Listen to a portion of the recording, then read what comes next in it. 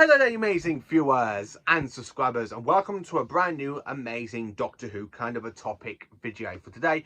So this video was requested to me not longer than an hour ago by another sci-fi guy.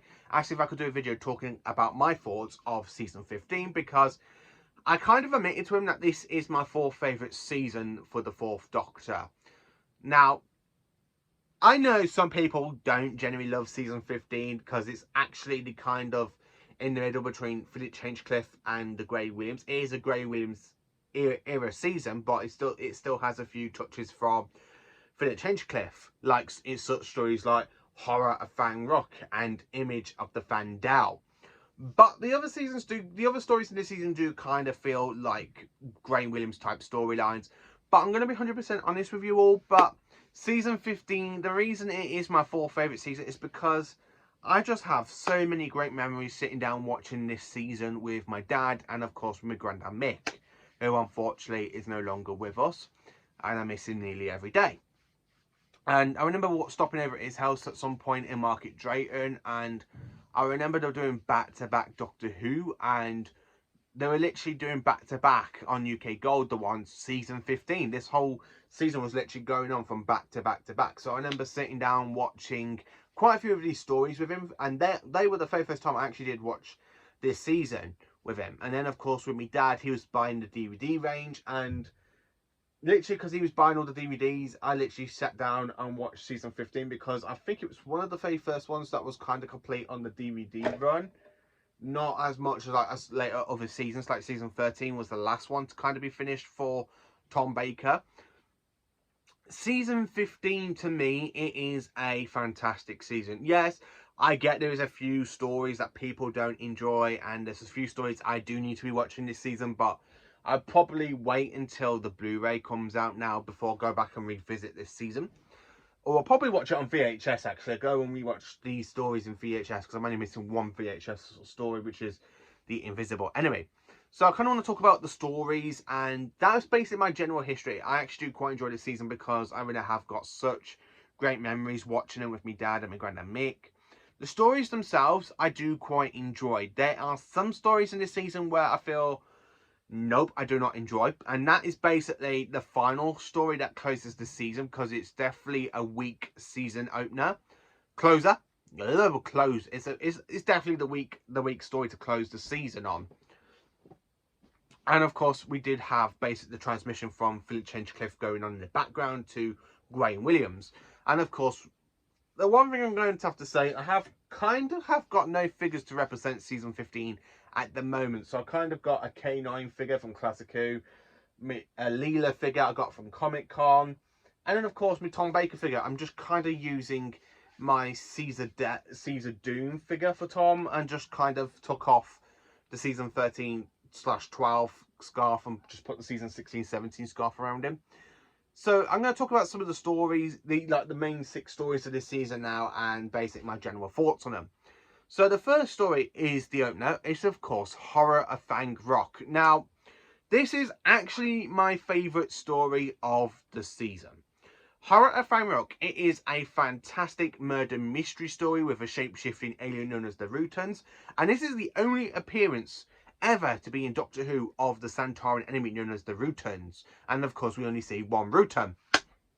And basically in this story everybody dies apart from the Doctor and Leela, which is something I thought was done so well. It really does build up. I mean, when I first watched this story I didn't really care for the characters. I just really do enjoy Tom and Louise's kind of performance as the Doctor and Leela, which is why I absolutely love them in Big Finish, because Big Finish has done so many great amazing work with them. And Horror from Rock really does kind of fit into that slot around about season 14, but because it's the opening story, it does kind of feel like it's a little continuation from the previous season, which I kind of enjoy. But Horror from Rock, it is amazing. Griff horror. I love the fact it's literally like a Base Under Siege story as well, because it's all set in a lighthouse. And I do need to rewatch the story, and I'll probably rewatch it on the VHS. And then of course we jump into the next story, which is The Invisible Enemy. Now this story is highly basically in the fandom because it is the debut story to Mr. K9. The Invisible Enemy, I used to love this one as a kid. I used to rewatch this every single time on my dad's DVD player downstairs. I used to put the DVD in and just kept going to rewatch the story every time before I went to secondary school. I have to be honest with you, this story I absolutely love, because this story, even though I did rewatch it on quite a lot on the DVD, I literally watched the story for the first time with my granddad, and I remember sitting down on his sofa, little settee, and I remember sitting down watching The Invisible Enemy with him, and I just absolutely fell in love with the story, because I really like the characters, and the fact that I kind of get infected with this swarm power entity, and it goes, "Contact has been made." And I love the fact how the swarm literally affects the Doctor, because at the point it affects the Doctor but doesn't affect Leela for some reason. So of course, basically the Doctor does get infected, and the swarm does try to get the Doctor to kill Leela, and that's where basically that cliffhanger ends for part 1. But the rest of the story is absolutely brilliant and amazing and fantastic and just brilliant. I really do quite enjoy the story. Not many people do, but I kind of got a bit of a soft spot to the story. I just think it's brilliant, and I do like the Professor who gives the Doctor K9, because he gives me that funny line where he literally gives him to the Doctor and Leela, and they go travelling. He goes, "I do hope he's TARDIS trained." I absolutely love that episode. I really do.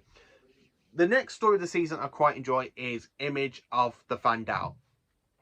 Image of the Fandal, it's another kind of story I think is hung over from the Finch Hinchcliffe era, but I actually quite enjoy it. I mean, it's been a while since I watched Image of the Fandal, and I do need to give this story another rewatch. But from what I remember, because I did my review around about 2020, 2021, we were in the middle of lockdown when I went back to revisit the story, and I did my review. And I have to be honest with you, I did actually quite enjoy the story. I think it's brilliant. I think it's amazing. I really like the Fendel design. I really like the woman where she's literally covered in gold, and she's there standing in front of the Fandal. I really love that. And I know the Fandal's got a figure set, which I'm trying to get, and it's very, very rare now. But I do actually quite enjoy it, and I absolutely love it. So next is the Sunmakers. The Sunmakers, to me, it's got some good stuff in it and some bad stuff in it. I don't really care for the taxman stuff that was going on through the background of this story, and this was actually a Robert Holmes' script. So the fact that Robert Holmes is kind of left as the second producer or the script editor of seasons 12 to 14, and then in this one he literally writes a story about the taxman. And of course we're on the planet Pluto, and we've got all that going on, which is just absolutely brilliant. There are parts of the story I don't physically enjoy, because I think they're very, very meh. I mean, I do need to give this story a rewatch at some point, because it's been 2018, yeah, around about 5 years since I basically watched this story, and I do need to go and give it another review. I don't think I actually ever done a review on this one. Underworld, I haven't really rewatched since 2019. I do need to go back in this one, because I don't really remember much of the story, apart from the really bad CGI effects. Really bad CGI and the CSO, like the green screen and stuff. Really bad, but it has got some good stuff in it, and I do quite enjoy the plot. But don't ask me to remember, because it's been a while since I have watched Underworld, and I do need to go back and give it basic that. And then, of course, basically, I'm going to have to talk about the Invasion of Time. The Invasion of Time, it is one where it has been really badly affected with the budget. Really badly affected with the budget at this point. That the fact we kind of have the fantastic TARDIS console room, and the fact you go through the door and we kind of end up in this old dingy swimming pool sort of thing, and it does not look right. It really does not look right. I mean, there are quite a few things I'd like to say about this story. The Ferdons, I prefer the special, the brand new updated effects that came out on the DVD, where I was watching it on VHS, and I just don't really care for the whole tinfoil sort of things, which is a bit stupid. I do love the Gallifreyan background, because I think that the fact they literally reassembled this set from the previous season story, aka the Deadly Assassin. I love the fact that it's literally like they bring that set out of dust and build it back up. which I think is absolutely done brilliantly. The fact the Santarans of this one are good, because that's where the story gets a lot better for me, because I do like it when the Santarans come in and the Doctor's there just gloating and pointing the gun at him. And then the bits that really do let down the story is the effects for the Fardons. You know, we have really bad TARDIS scenes in the old swimming pool or hospital, whatever it's flipping is. And the one thing that really lets down this story for me as a fan, Leela's departure or Leela's exit. I flipping hate the fact how Leela left the Doctor, that she literally fell in love with a Time Lord, and it does actually come out of nowhere. And the fact that she stays on Gallifrey and the Doctor doesn't really do nothing about it. He just kind of leaves her there, and he goes off travelling with K9 Mark II, because he ends up leaving K9 Mark I with Leela on Gallifrey. But I do quite enjoy the story. There's some parts of the story I do quite enjoy, like with the Santarans and the Gallifreyan setting. And of course, I do love the Doctor's kind of presidency cloakroom. But, and this is a very, very big but, the scenery, the special effects, and Leela's departure are the three main things that do kind of let down this story. And when I mean scenery, I mean that horrible flipping TARDIS antenna where they literally use an old abandoned hospital. Yeah. Not my type, but I will give it a review when it comes out on Blu-ray and see what I think of it. So mine's this season, even though I do not remember some of these stories, because I haven't revisited this season for quite a while, basically between 2018 2020 for some of these stories. I mean, I haven't rewatched The Sunmaker since 2018, Underworld not since 2019, and then of course The Invisible Enemy since 2020. But the rest of the stories, I have to be honest with you, I do kind of enjoy, which is basically Horror at Fangrock and The Invisible Image of the Fandal. So this season, to me, the reason it is in 4th place for me is because I have got some great memories watching this season, and I really do enjoy Leela. Leela is my favourite companion to the Doctor. I kind of wish she had a better ending and a better season finale for this season. Tom Baker's performance all the way through, spot on, just spot on. I absolutely love Tom Baker's performance. So for me to rank all of these stories, literally, it's got to go in 6th place. Basically in 6th place, it is The Invasion of Time. In 5th place, it has to go to The Sunmakers.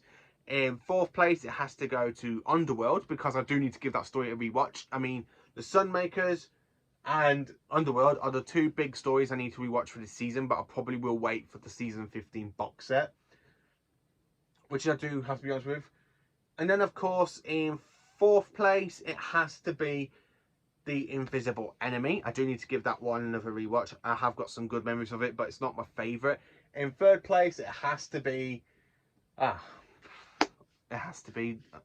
Underworld. I do quite enjoy Underworld, and I need to can't remember what I was saying. So ranking these stories. So in 6th place, we have The Invasion of Time. In 5th place, it has to go to The Sunmakers. In 4th place, Underworld.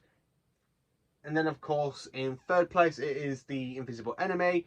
And then, of course, Image of the Fandal in 2nd. And number 1 is, of course, Horror at Fangrock. I'm sorry that I kind of lost what I was talking about.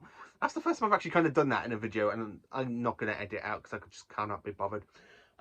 So yeah, the way I rate this season, I have to be honest with you, it's not a general, like a big 10 out of 10 like it is for the other 3 Tom Baker seasons. So this one, I do have to give it a 8.5. Season 17, I do quite enjoy a lot, and that is literally a 9.5. So it is above this season, but I kind of have a lot of appreciation for this season. And then, of course, it's season 16. I just don't like season 16. Season 16 is okay. There's no bad stuff. Well, Tom's brilliant in it. Mary Tam's brilliant in it. But there's only 2 stories I physically do not enjoy, which is the Reboss Operation and, of course, The Power of Kroll. And I can't really remember much of the Android Atara. I do need to give that one another rewatch. But season 15, it isn't a bad season. I'm quite looking forward to having this out on Blu-ray. I'm really looking forward to diving into the brand new CGI effects for horror of Fang Rock, the holy grail of this season, and it is definitely the crown jewel of this season. And when I do get to this season for crown jewels, you will see that it is this one. So let me know in the comments, what do you think of season 15? Is it one that you enjoy? Is it not one you enjoy? Let me know in the comments. Please do like, comment, share, and join me for more awesome Doctor Who content.